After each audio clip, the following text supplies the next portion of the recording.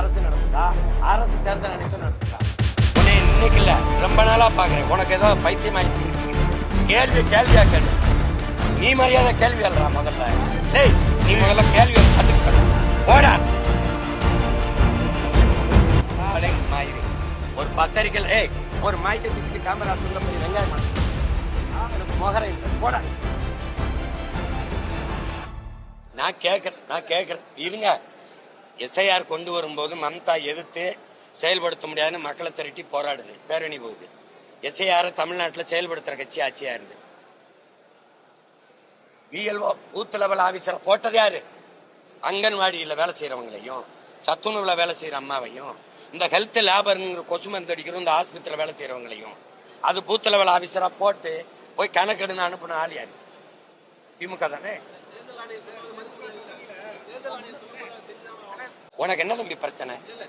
உனக்கு என்ன தேர்தல் ஆணையம் அரசு சொல்றத தேர்தல் ஆணையம் கேட்குமா? தேர்தல் ஆணையம் முதல்ல உனக்கு என்ன பிரச்சனை? நீ தொடக்கத்துல இருந்து ஏதோ பிரச்சனை இருக்கு. தள்ளி வாங்கிட்டு வா. நீ தேர்தல் ஆணைய அரசு தேர்தல் ஆணைய அரசு நடத்துதா? அரசு தேர்தல் ஆணையத்தை நடத்துதா? காமெடி பண்ணிட்டு அலையாதைய. அப்புறம் ஏன் எதிர்க்கிறோம்னு ஏன் சொல்ற? எப்போ நீதிமன்றத்துல வழக்கு போட்டா? எப்படி வழக்கு போட்ட? இதை எதிர்க்கிறேன்னு போட்டியா? உன்னை இன்னைக்கு இல்ல ரொம்ப நாளா பாக்குறேன். உனக்கு ஏதோ பைத்தியம் ஆயிட்டாங்க நினைக்கிறேன். கேள்வியா கேள்வி. நீ மரியாதை கேள்வி அல்ல முதல்ல. டேய், நீ முதல்ல கேள்வி கத்துக்கிட்ட போடா.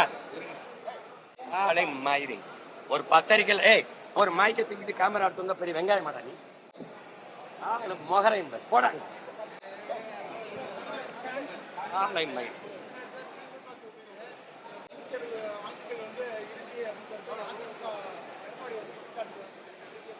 இல்ல நீங்க குளத்தூர்லயே 4500 வாக்கு போலி வாக்கு பதிவாயிருக்குன்னு நிர்மலா சீதாராமன் நிதியமைச்சர் சொல்றாங்க. இது அப்ப இந்த போலி வாக்கு பதிவானதை நீங்க எப்ப கண்டுபிடிச்சீங்க?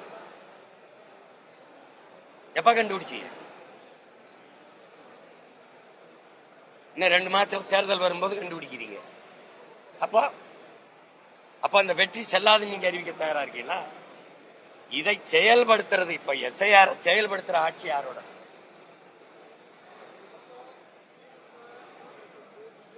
இப்ப குறை சொல்றீங்களா? கர்நாடகால எஸ்ஐஆர் செயல்படுத்துறீங்களா இல்லையா? நீங்க தானே ஆள்றீங்க.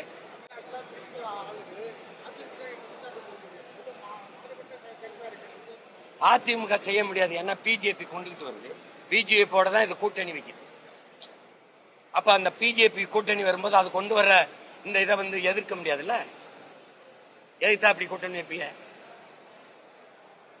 இப்போ நீங்க பூத் லெவல் ஆபீசர் ஒரு ஆபீசரா போடுறீங்க. கட்சிக்காரர் எதுக்கு கூடவே போறாரு? திமுக கட்சிக்காரர் கவுன்சிலர் மாவட்ட செயலாளர் எதுக்கு போறாரு? போகும்போது என்ன ஆகும்? எது உங்க ஓட்டு இல்லையோ அந்த ஓட்டெல்லாம் தூக்கி விட்டுருவீங்க. நடக்குமா நடக்காதா சொல்லு. இப்ப ஒரு வேளை போறீங்க, அங்க என்னோட படமோ என் தலைவர் படமோ எங்க கொடியோ அங்க இருந்தா அந்த ஓட்டை வப்பியெல்லாம் எடுத்து விட்டுருவீங்களா? இப்ப நீங்க போகும்போதே தம்பி விஜய் படம் ஒரு வீட்டுல இருந்ததுன்னு வச்சுக்கிறீங்க. இவங்க என்ன செய்வாங்க? இந்த ஓட்டை எடுத்து விடுவாங்களா வச்சிருப்பாங்க?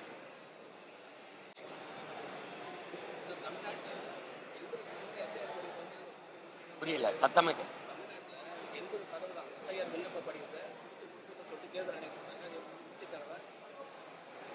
நீங்க ஒரு 10 நாளைக்குல 5 கோடி பேருக்கு இந்த எஸ்ஐஆர் படிவத்தை கொடுத்துட முடியும்னா, நாங்க சாதிவாரி கணக்கெடுப்பு எடுக்க சொல்றோம்ல, அதுல என்ன 10 நாள் எடுக்க முடியறவங்களால அதையும் எடுக்க முடியாது.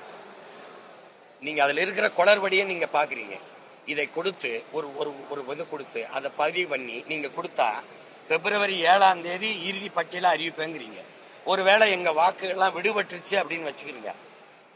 அந்த பிப்ரவரி 10-15க்குள்ளேயே நீங்க தேர்தலை அறிவிச்சிருவீங்க. தேர்தலை அறிவிச்சிட்ட பிறகு மறுபடியும் என் வாக்கு விடுபட்டு போச்சு, இதை பதிவு பண்ணி நாம் திருப்பி என் வாக்கை புதுப்பிக்க கால அவகாசம் இருக்குமான்னு நீங்க வச்சு பாருங்க. இருக்குமா?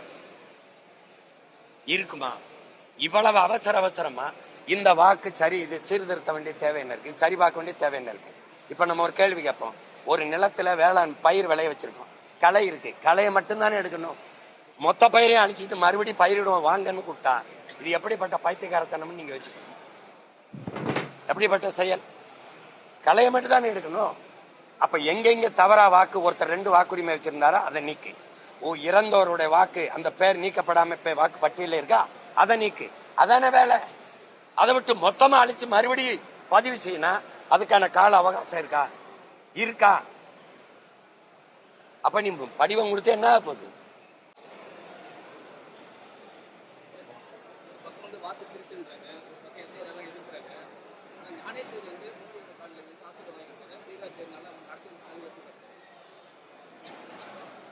அவரை தேர்தல் ஆணையரா நியமிச்சிருக்காரு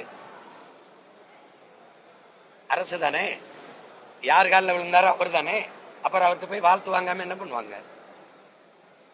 நாம நினைச்சுக்கிட்டு இருக்கோம் தேர்தல் ஆணையம், நீதிமன்றம், அமலாக்கத்துறை, வருமான வரித்துறை, இந்த மத்திய புலனாய்வு துறை எல்லாம் தன்னாட்சி அதிகாரம் பெற்றது, ஆட்சி அதிகாரம் அதுல தலையிடாதுன்ட்டு சுதந்திரமா இயங்கும்னு. அது சுத்த பைத்தியக்காரத்தனம். யார் அதிகாரத்தில் இருக்காங்களோ அவங்களோட விரல்களா அது இயங்கும். நீட்னா நீட்டு, மடக்குனா மடக்கும். இப்ப நாளைக்கு நினைச்சா என் வீட்டுல என்ஐஏ ரைடு விடலாம், இன்கம் டாக்ஸ் ரைடு விடலாம், இடி ரைடு விடலாம். அப்படித்தானே இருக்கு. அப்ப தேர்தல் ஆணையரை நியமிக்கிறது யார்? தலைமை நீதிபதியை நியமிக்கிறது யார்? அப்ப அது யாருக்காக பேசும்?